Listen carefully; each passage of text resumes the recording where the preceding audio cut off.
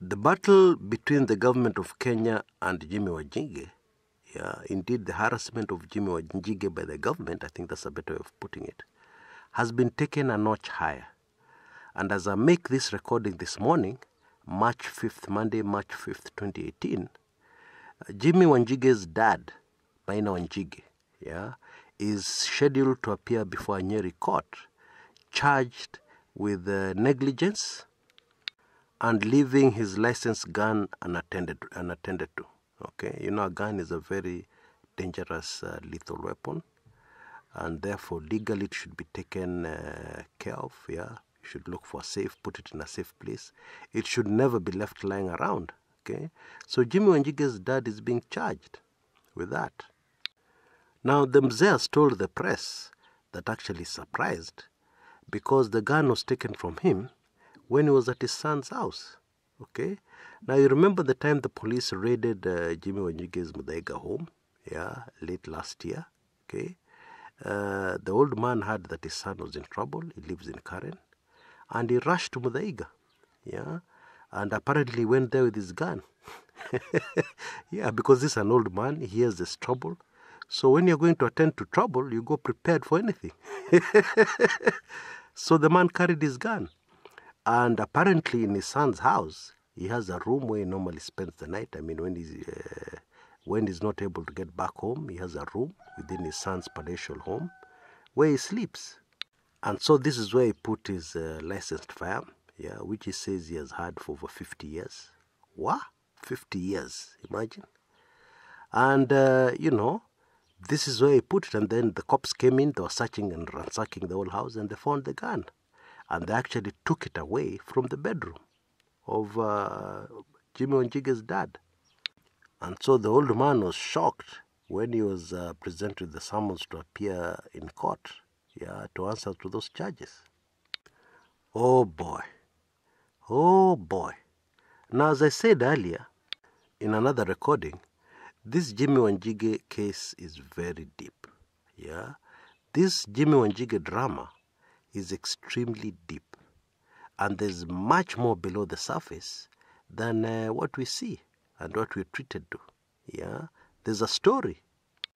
I mean, on the surface of things, everybody knows that Jimmi Wanjigi is affiliated to NASA, the opposition, and to be more specific, to Raila Odinga.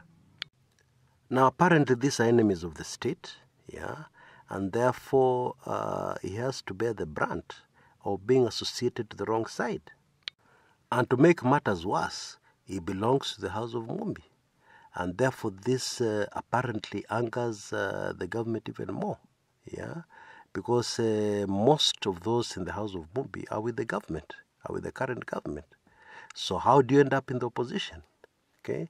That is how everybody sees it on the surface. But actually, this thing is very personal, and it runs very deep. Because if the harassment now is extended to the old man, I mean, Jimmi Wanjigi's dad is over 80 years old. Okay? He used to be a cabinet minister in both the Jomo Kenyatta government and in the Daniel Arap Moi government. His character was that he was a non-controversial politician. He always stuck with the powers that be. He didn't ruffle any feathers, and that's why he survived all those years. Okay, he didn't make many enemies, and now the old man should just be enjoying his retirement, but apparently he's not. He's getting involved in all kinds of drama. He was bang in the middle of all the drama that unfolded at his son's house in Muthaiga late last year, where the police came in, ransacked, broke property, damaged property, searching for what was not very clear. But some people were saying they were searching for guns. Now, it has been an unwritten law for ages, for decades, for centuries, that when you go into political battle, when you go into all these battles for vengeance, any kind of battle, you leave the man's wife, children, and father and parents out of it. You just deal with the man. But in this case, Jimmi Wanjigi's father has not been spared. Yeah, because those are serious charges preferred against the old man. Okay?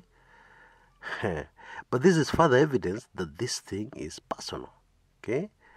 Now, we shall dig a little deeper into this when we come back from the short commercial break. See you in a bit. There is one very nagging question we need to ask ourselves. How does a billionaire, entrepreneur like Jimmi Wanjigi, suddenly turn into a freedom fighter?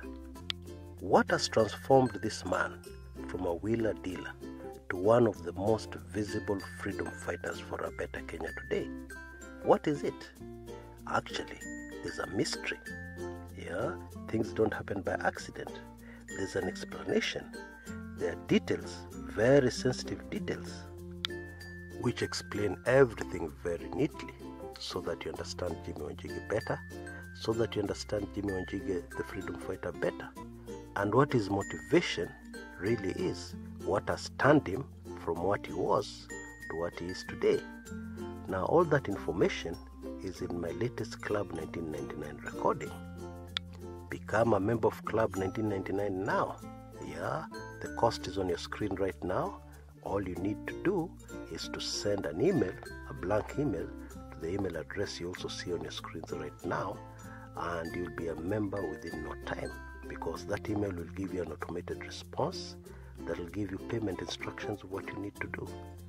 Now, this is one recording you really have to catch so that you understand what is unfolding before our very eyes, including the latest very dramatic incident involving Bwana Wanjigi. Now, welcome back. Now, during the swearing in of Raila Odinga on January 30th, 2018, Kenyans were very shocked. Why were they shocked? Because apart from, everybody was expecting to see the principals there. Everybody was expecting to see all major supporters of the NASA party there, people like Johnston Muthama, etc., etc. But what did Kenyans see instead? Instead, they saw a businessman, Jimmi Wanjigi, right next to Raila Odinga. Now, for such a serious event, which came with plenty of risks, because people are expecting the police to burst in at any time, to try and break up that mammoth rally, which would have resulted in a lot of bloodshed, would have resulted in a lot of danger for those who attended.